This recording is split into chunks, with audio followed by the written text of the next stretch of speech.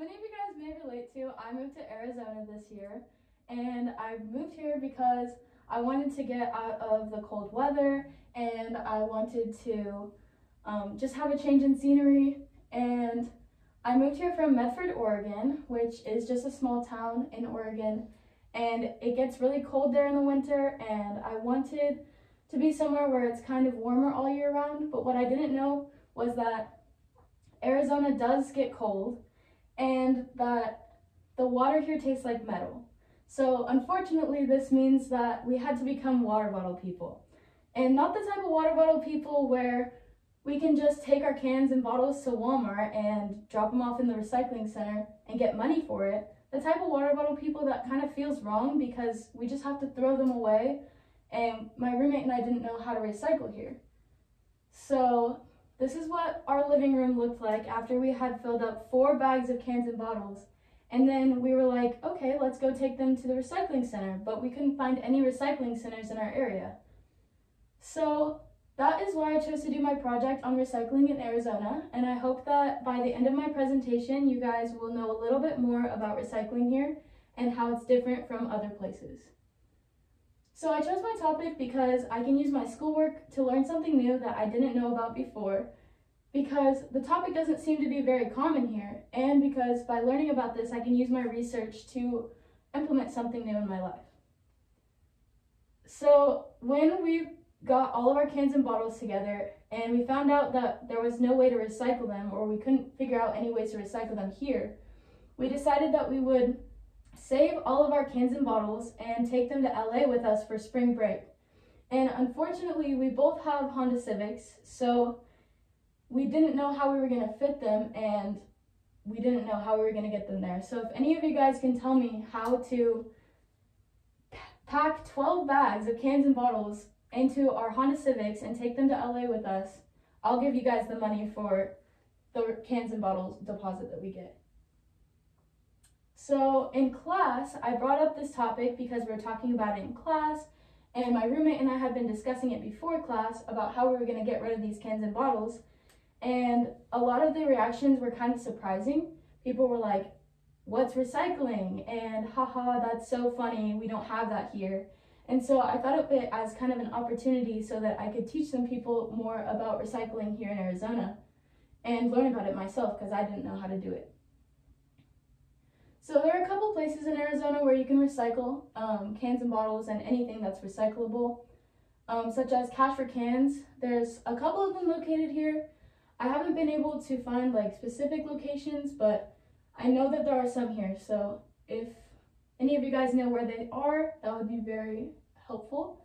And second, there's SS Recycling LLC, where you can go and take in aluminum, and they'll scrap your aluminum for 60 cents per pound.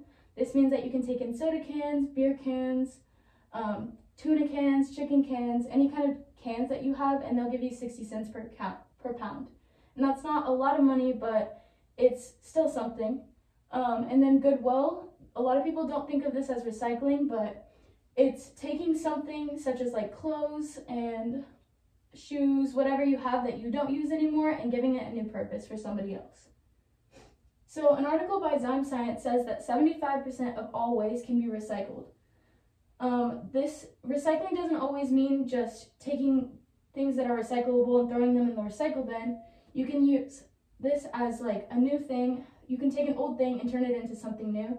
A lot of people upcycle. They take like jeans and turn them into shorts, or jeans and turn them into a jean jacket. Or in this picture, it's a record that was turned into a bowl. And one of my friends made this for me, and we use it all the time for like our keys and our jewelry and stuff like that. So there's tons of places where you can recycle things that you can do to recycle that aren't just throwing things in the bin. And Pinterest has a lot of good ideas for that as well. So unfortunately, this doesn't help our water bottle issue, but it may help with our getting rich issue, because we can take the stuff that we have recycled, upcycled, and we can sell it. There's tons of places to sell things such as Etsy and stuff like that, and it gives the old thing a new purpose, and it's helpful to the environment. Ooh, getting rich. There's a couple places on campus where there are recycling bins. They're pretty big and they're placed strategically around campus where you can recycle things. And then the city of Phoenix puts out eco stations around town. And so these eco stations they put them strategically in town in like big public areas such as parks or in large clusters of like family homes, and so that people can recycle easier. And then on the Phoenix website, they also said that you can implement recycling at your apartment, which is something that I might be able to do. They basically told us to speak to our landlord first and then tell the landlord that a lot of people in your community are interested in recycling. And also you can get estimates from certain recycling companies and figure out how much it will be, and that is a lot of good evidence that you can bring to your landlord, and hopefully they will help you to implement it. So although this may take a little bit of time, I think that in the future I might want to implement this in my lifestyle. And by doing this project, I was able to learn something that I otherwise wouldn't have been able to investigate because of my lack of time. I am a full-time college student. I work after school most days, and I just don't have a lot of time to look into things if it doesn't have to do with school. And I was able to share something that I think is important, and I found that a lot of people don't know about. And I was able to learn how to implement this in my life and help share with others so that they can also implement it, and now they have information to do so. Thank you for listening.